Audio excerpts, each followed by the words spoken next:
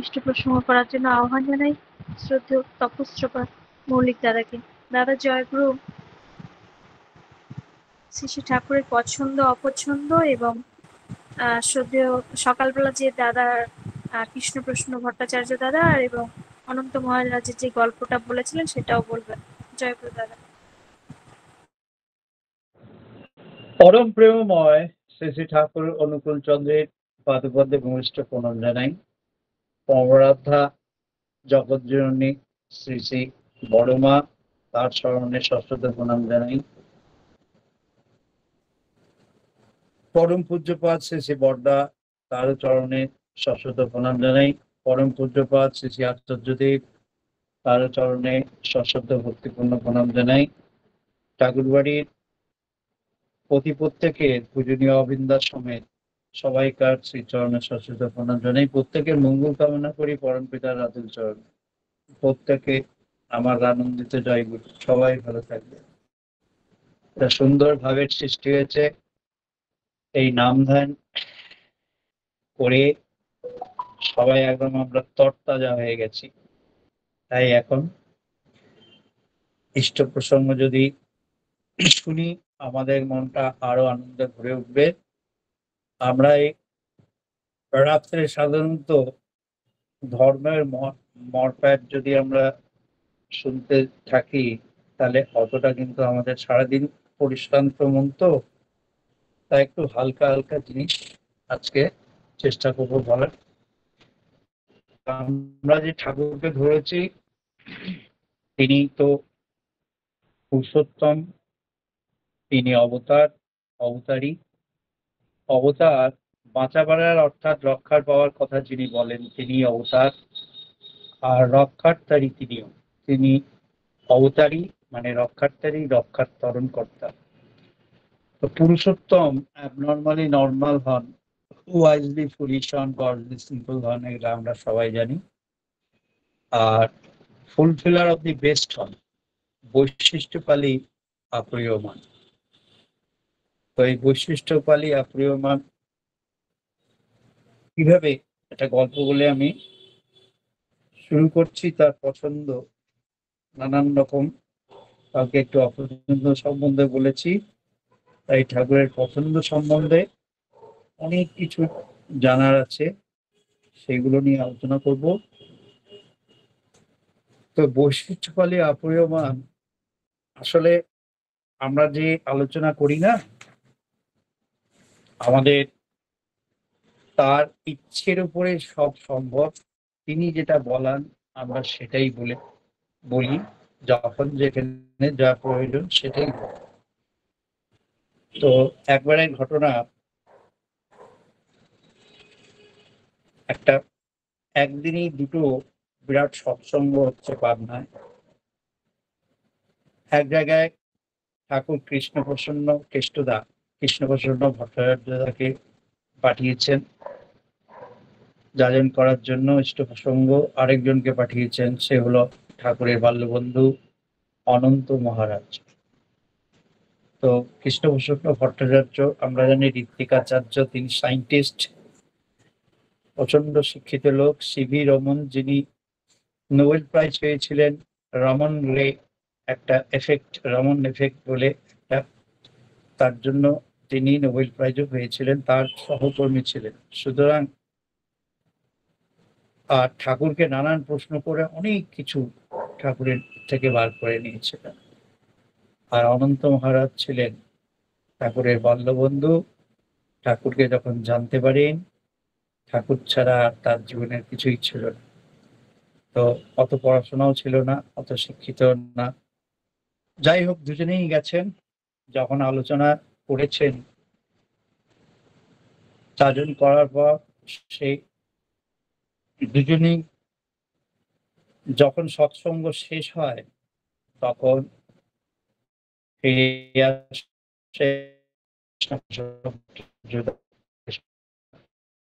যেই ডায়াস থেকে নামে নিচে, দাদারা মায়েরা তাকে ঘিরে ধরে, প্রচুর একেবারে ভিড় লেগে যায়। সবাই তাকে দেখতে চায়, সবাই তাকে ছুতে চায়, তার সঙ্গে কথা বলতে চায়।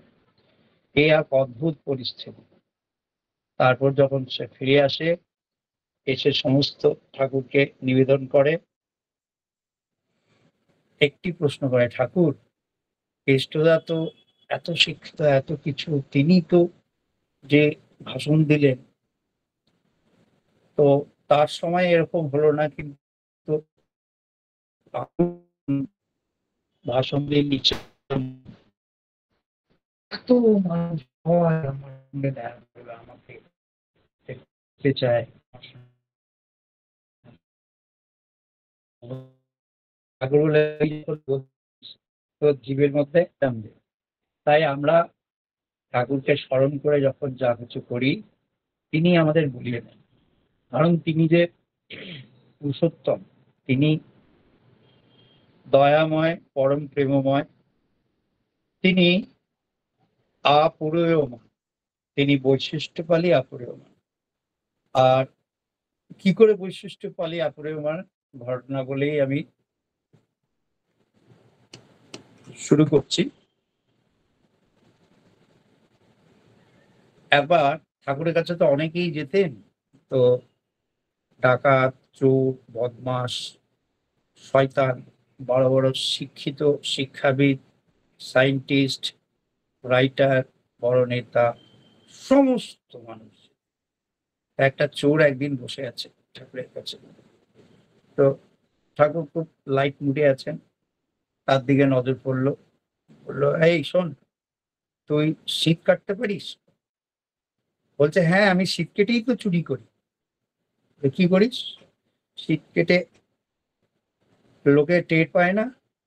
বলো না, এত টেকনিক দরকার আছে, সুন্দরভাবে কেটে যাতে আওয়াজ না হয়, সেইভাবে আমি ভেতরে ঢুকে জিনিসপত্র চুরি করি।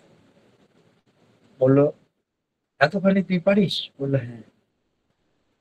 তো শীত তৈরি করতেও পারিস? বললো, হ্যাঁ। তো ঠাকুর কি করলেন, ওখানে যারা যারা উপস্থিত ছিলেন প্রত্যেকের থেকে টাকা কালেকশন করলেন, করে সেই চোরটির জন্য একটা ছোটখাটো দোকান করে দিলেন। আর স্টিমার থেকে লোকে নেমে যেই পথে যায় সেখানে দোকানটা হলো।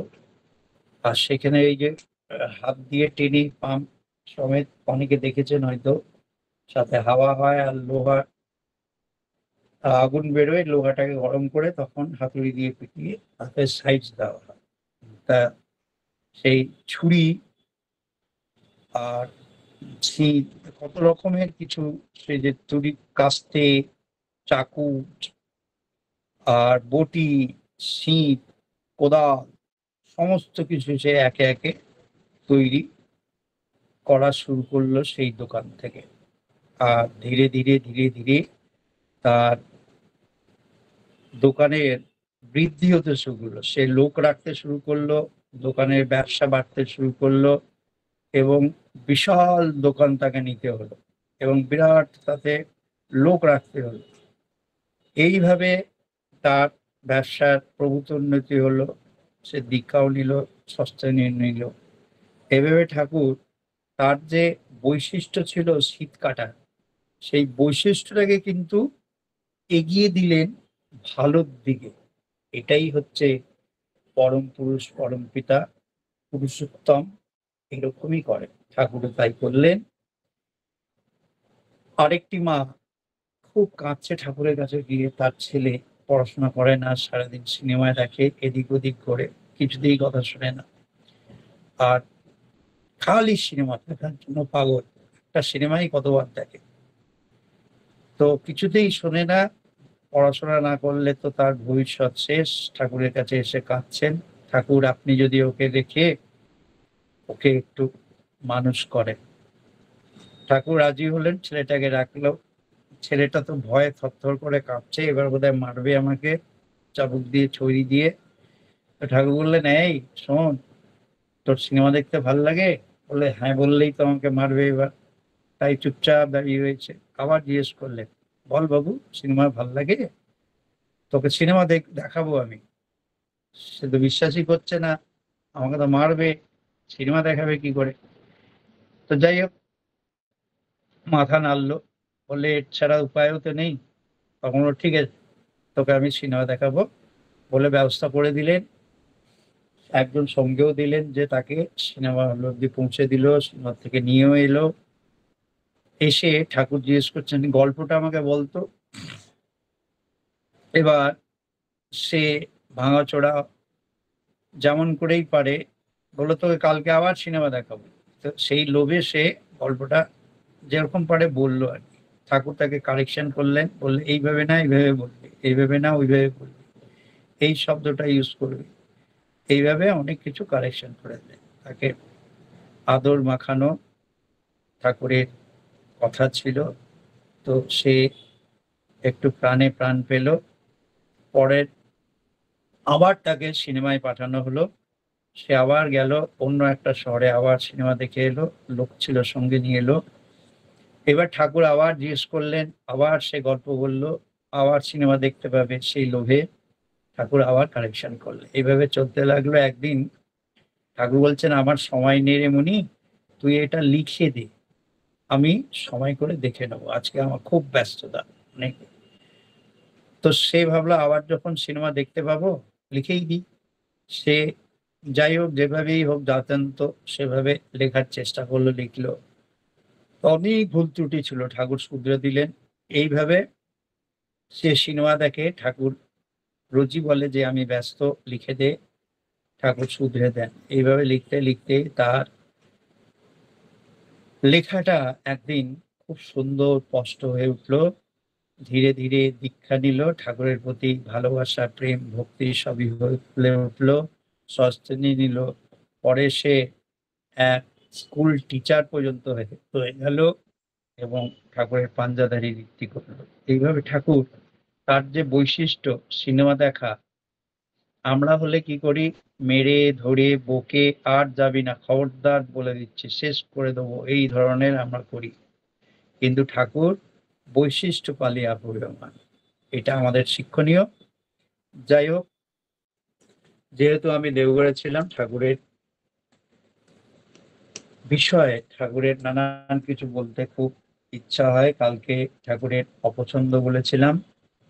ঠাকুর কাজের ঝিলেমি পছন্দ করতেন না, একবারে বেশি দিন থাকা, বেশি টক খাবার, পাঞ্চে তরকারি, এরোপ্লেনে কেউ যাতায়াতের কথা বললে উদ্বেগ প্রকাশ করতেন। আজকে এক ঘটনা ঘটেছে, 242 জন যাত্রী সমেত একটা গুজরাটে প্লেন অ্যাক্সিডেন্ট করেছে, টেক অফ করার পরেই পড়ে গেছে। তো যাই হোক, খুব দুঃখের খবর। ঠাকুর এটা পছন্দ করতেন না। ছেলে মেয়ে একসাথে স্কুলে পড়া কিংবা অভিনয়ে অংশ না তার নাপাসন, বিয়োগান্তক নাটকও বা সিনেমা তিনি পছন্দ করতেন না। শীতকাল একদম নাপাসন। অগোছালো রকমও পছন্দ করতেন না। কথা দিয়ে কথা না রাখা তার একদম পছন্দ করতেন না। হেয় প্রতিপন্ন করার উদ্দেশ্য নিয়ে কাউকে প্রশ্ন করা পছন্দ করতেন না। কপটতা নাপসন্দ। ব্রাহ্মণদের টিকি বা পৈতে নিয়ে হাসি ঠাট্টা করা একদমই নাপসন্দ। দেশ বিভাগ পছন্দ করেননি। এখন যে বারবার যুদ্ধ হচ্ছে পাকিস্তানের সঙ্গে, সেই জন্য ঠাকুর বলেছিলেন যেখানে হিন্দু প্রধান মুসলমানদের বসিয়ে দিতে, আর মুসলমান প্রধান এরিয়াতে হিন্দুদের, এইভাবে ব্যালেন্স চলে আসবে। ঈশ্বর যখন আসেন তিনি মুসলমান হিন্দু খ্রিস্টান বৌদ্ধ সবার জন্যই আসেন, তিনি সবাইকারই ঈশ্বর ভগবান, তাই সব মানুষই তার। বর্ণাশ্রমের আবহাওয়া পছন্দ করতেন না তিনি। তার প্রিয় রং ছিল ঠাকুরের পছন্দের সাদা, আমরা সবাই জানি। ঠাকুরের পোশাক, বিছানার চাদর, দেওঘরে গিয়ে দেখেছেন সবাই, বিছানার চাদর টান টান করে একদম পাতা, কোথাও একটু মোড়ানো নেই। একটুখানি যদি মোড়ানো থাকতো ঠাকুরের ঘুম মতন উঠে যেতেন, সেই মোড়ানো জায়গাটাকে আবার ঠিক করে দেওয়া হতো, তবেই ঠাকুর ঘুমাতে পারতেন। ঠাকুরের মশারি সবই ছিল সাদা রঙের।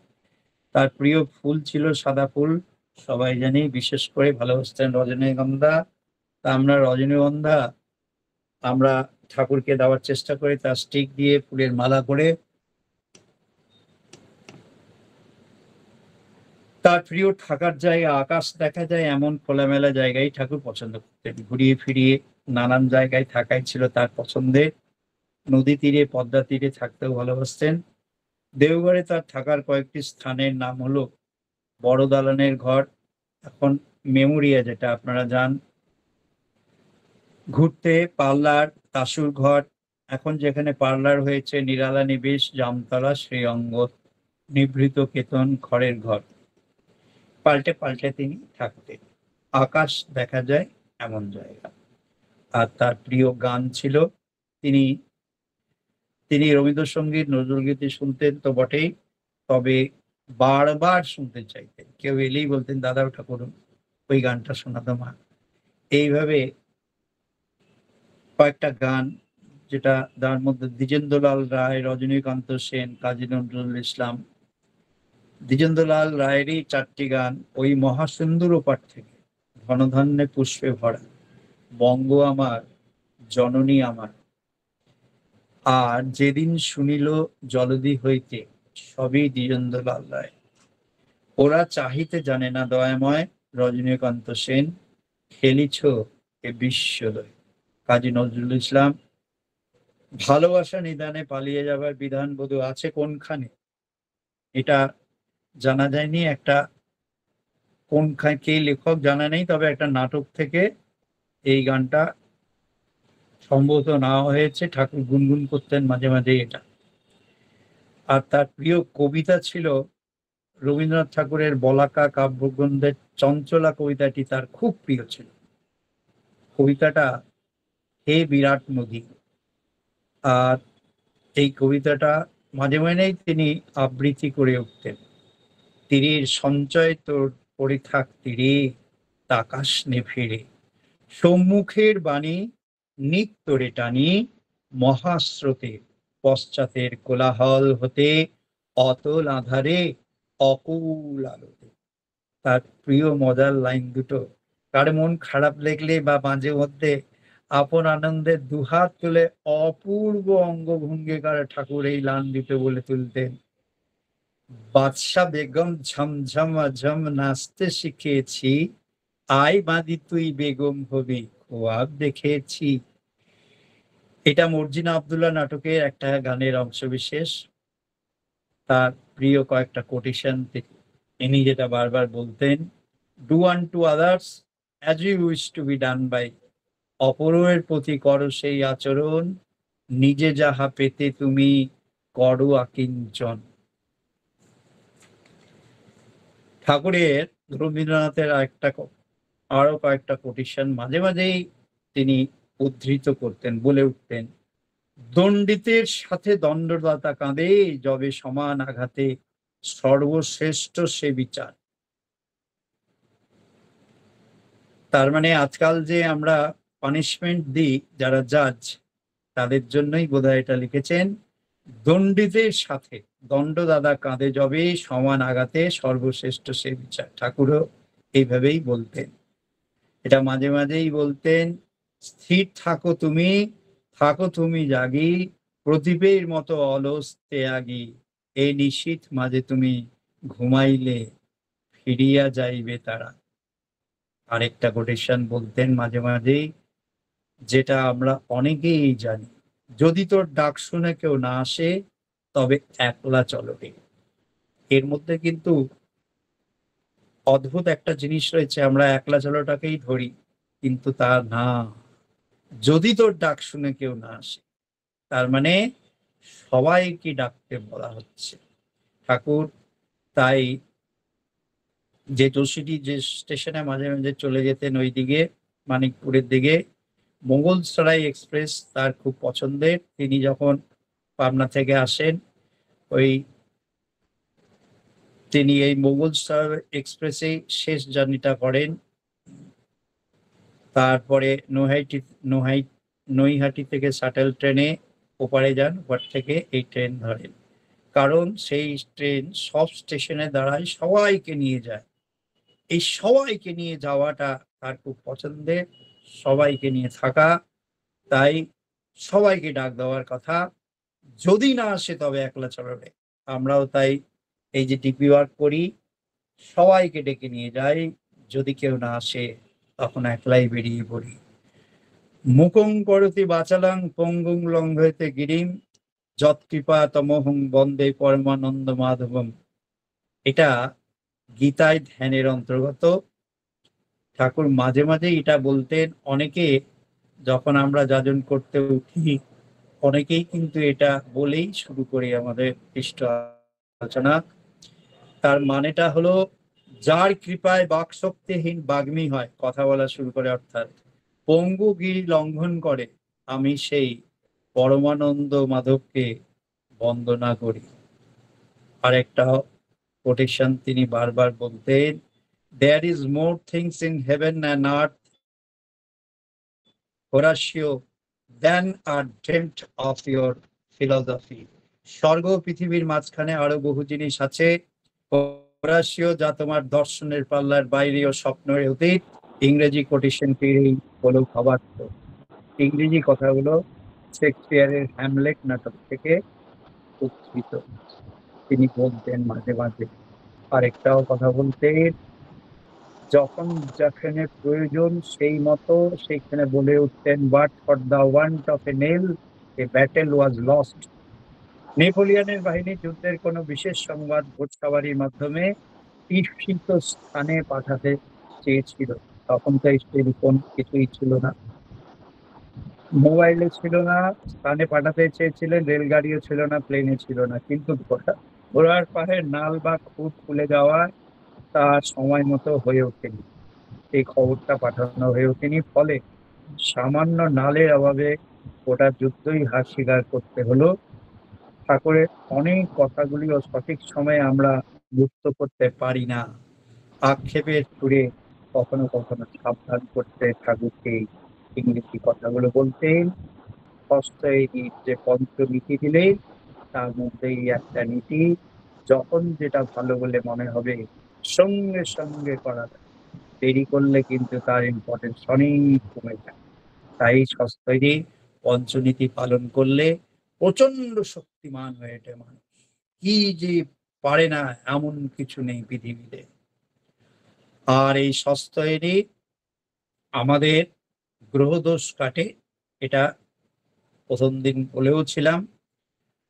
আরেকটা হিন্দি কোটেশন তিনি বারবার বলতেন, বহুত ভালা, বহুত ভালা না বলনা চলনা, বহুত ভালা না চুপ, বহুত ভালা না বর্ষা বাদল, বহুত ভালা না ধূপ।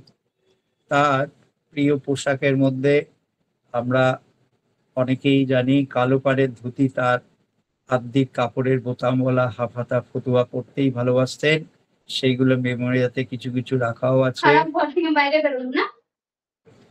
বোধহয় মিউট খোলা আছে, একটু মিউট করে দিন। ফতুয়ার বদলে মাঝে মধ্যে নিমাও পরতেন। নিমাতে বোতাম থাকতো না, তাতে গলায় জায়গাটা গোল করে কাটা থাকতো। গরম সোয়েটার, কোট, শাল তাকে কখনো পরতে দেওঘরে শীতকালীন তাকে পরতে দেখা যায়নি। তবে গরম ফুলাতা গেঞ্জি কচিত অল্প সময়ের জন্য ঠাকুরকে পরতে দেখা গেছে। শীতকালে বালাপোষ গায়ে দিতেন, ঋতু নির্বিশেষে মাঝে মধ্যে গায়ে দিতেন ঋত্বিকি চাদর, দেড়পাট্টা চাদর, যেটা আমরা দেওঘরে দোকানে কিনতেও পাওয়া যায়। ঋত্বিক দাদারা পরেনও। তা প্রায় 6 ফুট লম্বা, 3 ফুট চওড়া, পুরোটাই সাদা, পাড়হীন। নিমা বা ফতুয়ার নিচে গেঞ্জি তাকে কখনো পরতে দেখা যায়নি। প্রিয় মনোরঞ্জন তার ছিল, ঠাকুর রবীন্দ্রনাথ, দ্বিজেন্দ্রলাল রায়ের গান শুনতে ভালোবাসতেন। ছোটবেলা থেকেই গান বাজনার আসর তার খুব প্রিয় ছিল, মাঝে মাঝেই গান বাজনার আসর বসিয়ে দিতেন। এছাড়াও তার পছন্দ ছিল মিলনাত্মক এবং জীবন বৃদ্ধি ও কৃষ্ণমূলক যাত্রা ও নাটক। শরৎচন্দ্র, কথাশিল্পী শরৎচন্দ্র চট্টোপাধ্যায় পাবনায় গেছিলেন ঠাকুরের কাছে, গিয়ে তখন নানান আলোচনা হয়েছিল। আলোচনার পর শরৎচন্দ্র বলেছিলেন, ঠাকুর আগে কেন আপনার কাছে এলাম না, তাহলে আমরা সাহিত্যের দিকটাই বদলে যেত। ঠাকুর বলতেন, আপনি এত মিলনাত্মক নাটক লিখবেন। তিনি এর জন্য তাকে খুব এনকারেজও করেন। পরে তিনি বিপ্রদাস রচনা করেন। নাটকের মধ্যে নাট্যাচার্য গিরিশচন্দ্র ঘোষের লেখা পাণ্ডব গৌরব তার খুব প্রিয় ছিল। এছাড়াও প্রফুল্ল, মহানিশা, হরিশ্চন্দ্র, বিশ্বমঙ্গল ইত্যাদি নাটকের কথা ঠাকুর মাঝে মাঝেই বলতেন, গল্প করতেন। তার প্রিয় খাবার মায়েরা খুব খুশি হবেন এটা শুনে। ডাল ফেলানি, নানান সবজি দিয়ে ডাল, যেটা ডালনা বলি, আনন্দবাজারে আমরা মাঝে মাঝেই পাই। ধোকার ডালনা, মোচার ঘন্ট, ইঁচড়ের তরকারি, কাঁচকলার কোপ্তা ঠাকুরের পছন্দের খাবার। শীতের রাতে নরম পুরি, ঢাকাই পরোটা, সিঙ্গারা, ছানা দিয়ে মাখা মাখা তরকারি, ঘন চাপ চাপ ছোলার ডাল তিনি ভালোবাসতেন। পাঞ্চে তরকারি ছিল না পাষাণ।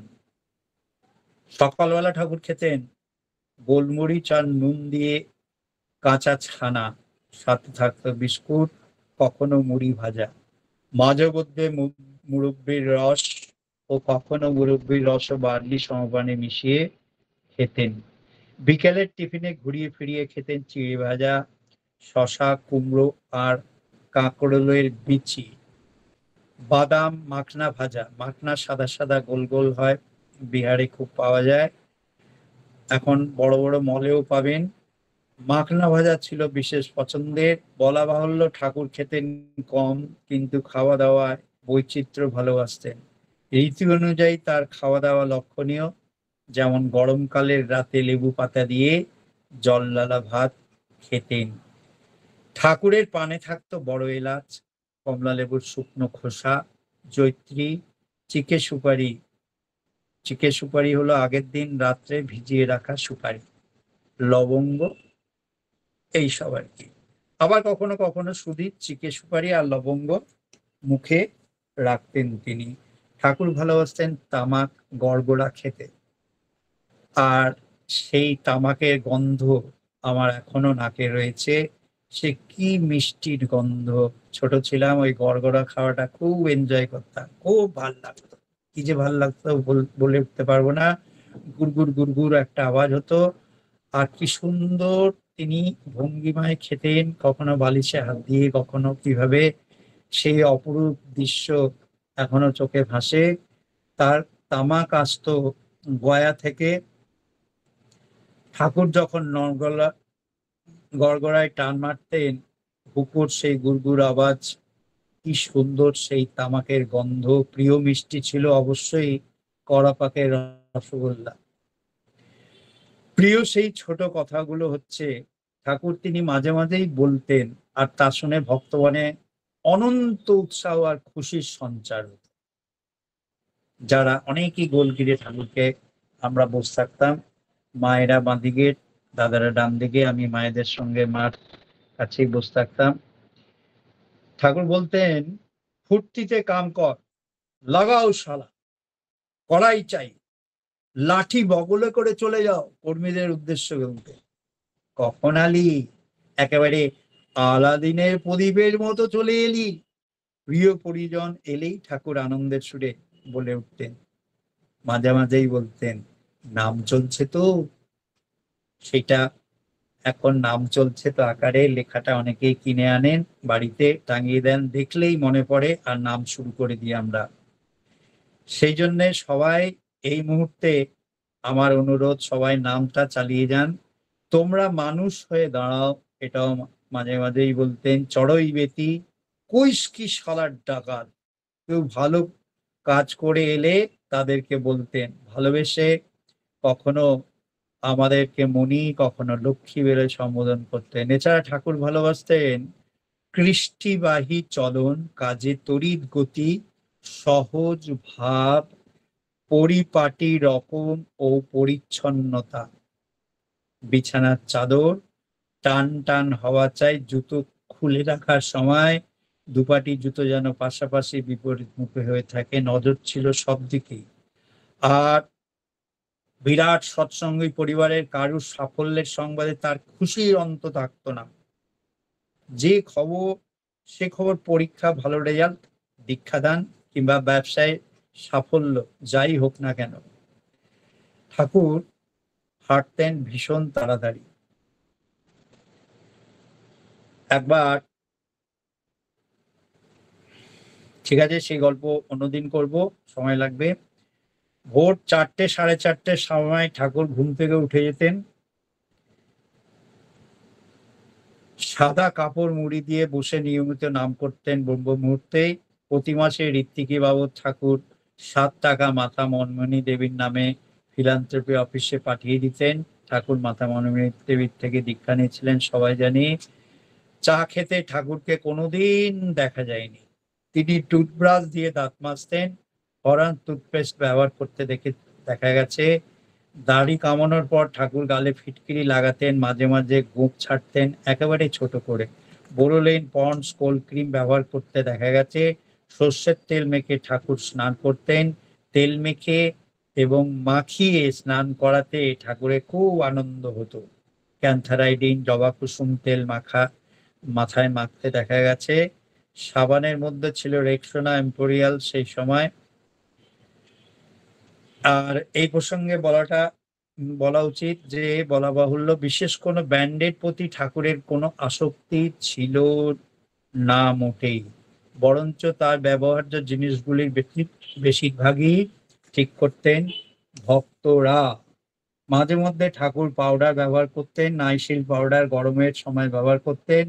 নিজে থেকে কখনো সেন্ট ব্যবহার করতে দেখা যায়নি, যদিও তার ঘরে মাঝে মধ্যে সেন্ট স্প্রে করে দেওয়া হতো, ধূপকাঠি গন্ধের জ্বালিয়ে দেওয়া হতো।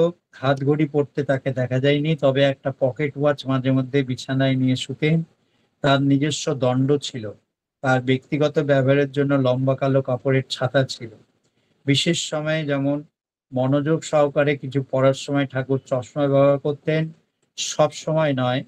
কলকাতার চক্ষু বিশেষজ্ঞ ডাক্তার কার্তিক বসুদাই ঠাকুরের চশমার পাওয়ার ঠিক করে দিতেন। দেওঘরে থাকাকালীন তার চশমাটা ছিল মেটালিক গোল্ডেন ফ্রেমের। আর সাধারণত সকালে, কখনো সন্ধ্যায় ঠাকুরকে দৈনিক খবরের কাগজ, সাধারণত আনন্দবাজার পত্রিকা, যুগান্তর, সেই সময় যুগান্তর ছিল, পড়ে শোনানো হতো। শ্রদ্ধেয় রচনা করে আলোচনা প্রসঙ্গ।